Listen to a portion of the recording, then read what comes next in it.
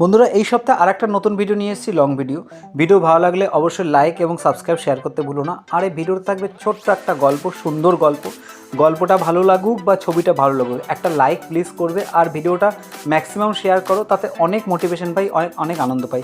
চেষ্টা করি তোমাদেরকে আনন্দ দেওয়ার জন্য। তো শুরু করা যাক গল্পটা। তো গল্পটা একটা কাক এবং শেয়ালের।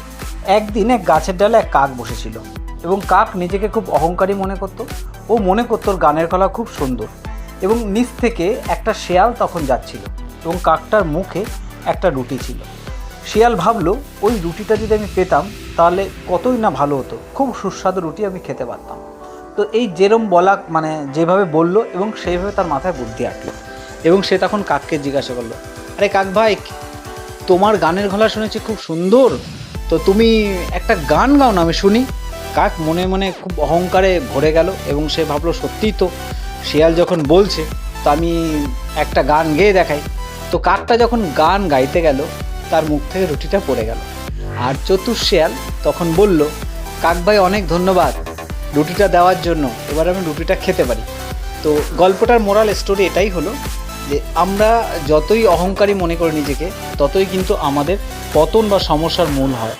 তো এই ধরনের গল্প, ছোট গল্প, কবিতা সবই আমার শর্ট ভিডিও, লং ভিডিওতে থাকে, কম বেশি চেষ্টা করে দেওয়ার। এবং সহজ পদ্ধতিতে কীভাবে ছবি আঁকা যায় ছোটো ছোটো বাচ্চাদের। আমার ম্যাক্সিমাম ছবি থাকে পেন্সিল স্কেচে।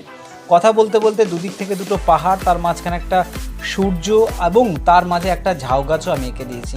তো এবং এটা সহজ পেন্সিল স্কেচ দিয়ে আমি করব, পেন এবং পেন্সিলের সাহায্যে। তো আমার বন্ধুদের একটা রিকোয়েস্ট করব, ভিডিওটা প্লিজ একটু শেয়ার করো এবং শেষ পর্যন্ত দেখতে থাকো। ভিডিওটা ভালো লাগলে লাইক করতে কিন্তু একদম ভুলো না।